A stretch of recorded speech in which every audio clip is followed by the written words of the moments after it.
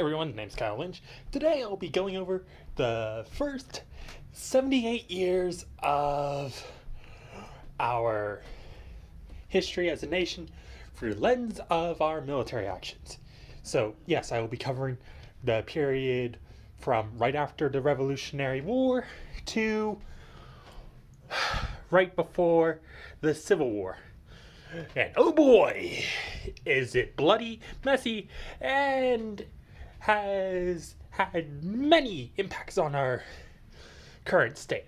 Now, I managed to, over the course of a few days, do a large amount of research. I've scoured the Library of Congress's website. I've gone to Encyclopædia Britannica to get a better idea on some of the wars. I've gone to many pages of many different museums for history behind certain actions. I've even looked into the private collection. I've even had the chance to look at some of the information kept in libraries around the world. And of course, state encyclopedias are something that have really helped. So, I'm going to be dividing this into I'm going to divide this into different parts for the sake of easy digestment. We have the Barbary Wars, the Indian Wars, and what I like to call the U.S. poking the bear. Oh, and then we have other. Okay, so Indian Wars. Yeah. So, when we talk about the Indian Wars, we aren't just talking about the free U.S. versus...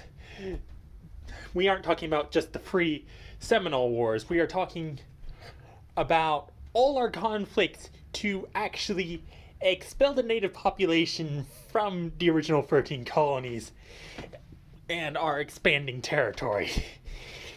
None of it was pleasant, but that all comes after the First Barbary War. Okay, so this was what caused the U.S. to get a taste for the bloodlust. We got fed up of dealing with pirates from the Barbary Coast and said, you know what? We're going to take care of the problem. And managed to somehow convince some of the great powers to help us. But this was after the Quasi-War, which is a little-known piece of history, which was a complete and utter mess. We decided to poke the bears.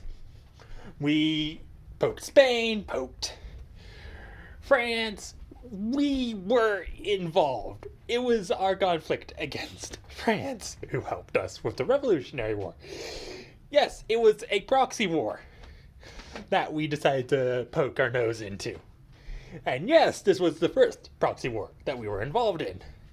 Ain't it lovely that we really haven't changed much? Then, we have the War of 1812, sometimes called the Second Revolutionary War. Yeah, we lost that. We didn't lose bad enough to be reincorporated into Great Britain, but we did lose for all intents and purposes. We did not get what we originally wanted. We did have some gains, but not enough to be considered a victory. That is the story of many of our external conflicts. Okay, now we have the Black Hawk War, which is one of our earliest wars with the Native American population. I have to thank the PBS's webpage on the American experience for actually giving me a list to work with. And then there's its more comprehensive version known as the Military Wiki. That thing is a nightmare to go through. It will cause you to question things. Okay, so the reason why people say 15 years is the longest we've ever been at peace for, and that it was right after the Revolutionary War. Yeah, that's because we didn't initially classify our military actions against native populations as wars or military actions. It was considered cleanup from the Revolutionary War. Yeah, not pleasant to find out.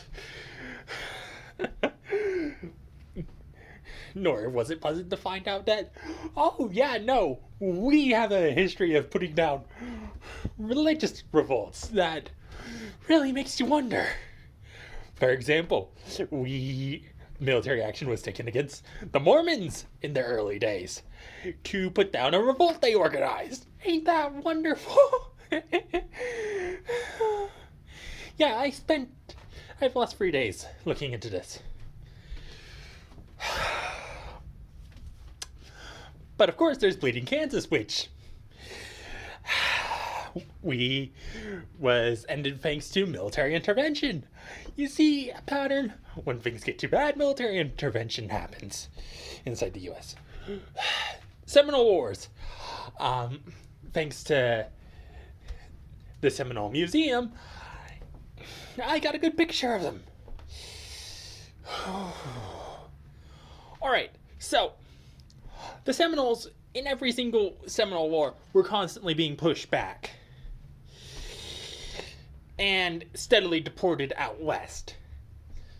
No, we were not kind about it. I'll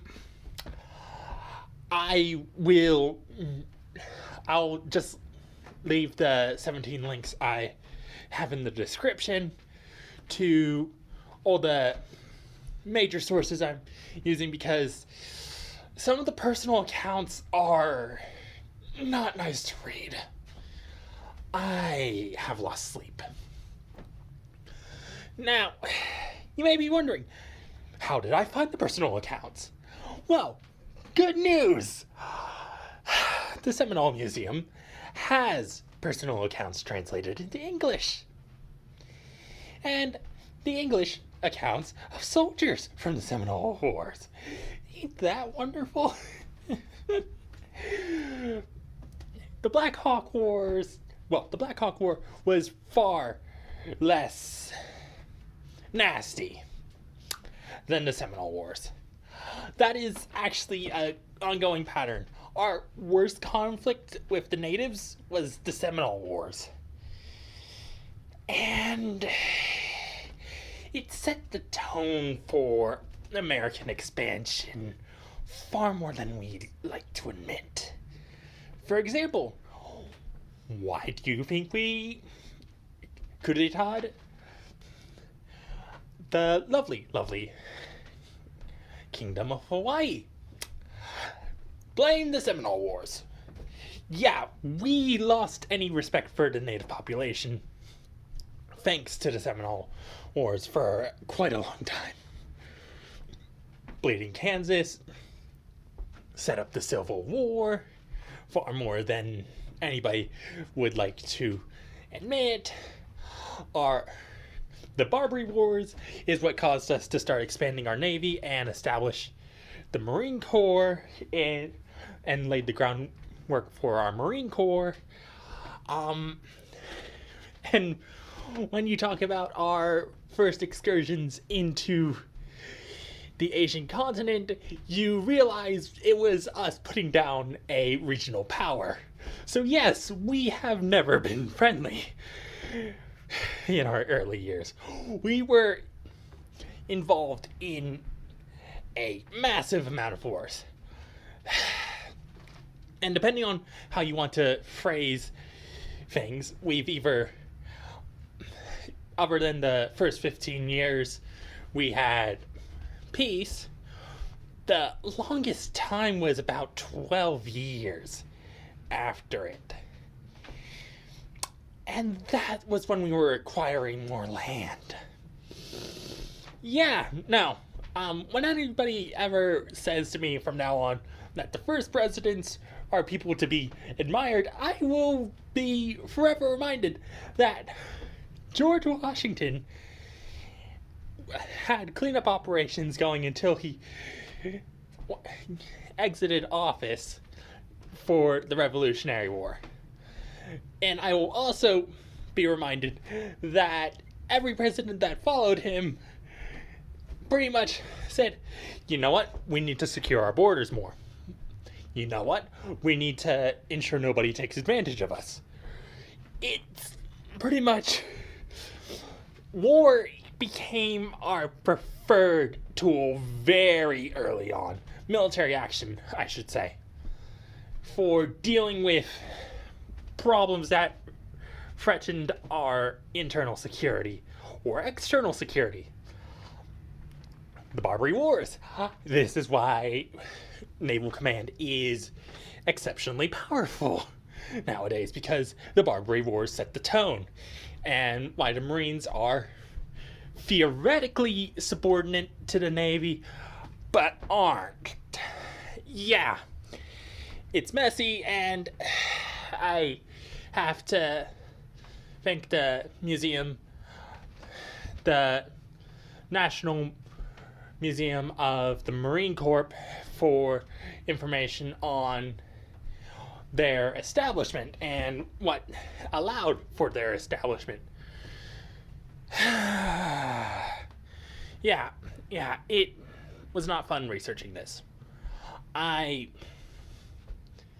really wish I could get back the hours of sleep I've lost. And I originally planned on to just go over the entire history of the U.S.'s military affairs. Yeah, no, that was a fool's errand. And even now, I can't cover each and every single one of these in depth like I would like to. I know I am missing some, because holy crabs, we were involved in a lot of military actions, and I can't pronounce some of the names of these wars or military actions. So yeah, I'm going to leave it here and pray to whatever divine being that watches over us that I can at least figure out a reason why military actions became so common, because I just looked into the numbers and the ones that were big enough for PBS to mention, rather than all the ones listed on the military wiki, which puts the quote unquote 15 years of uninterrupted peace into a different light, because that technically isn't true. But yeah, you can look at the sources for yourself. I need to get some sleep. Alright, I will post this and then call it good for today.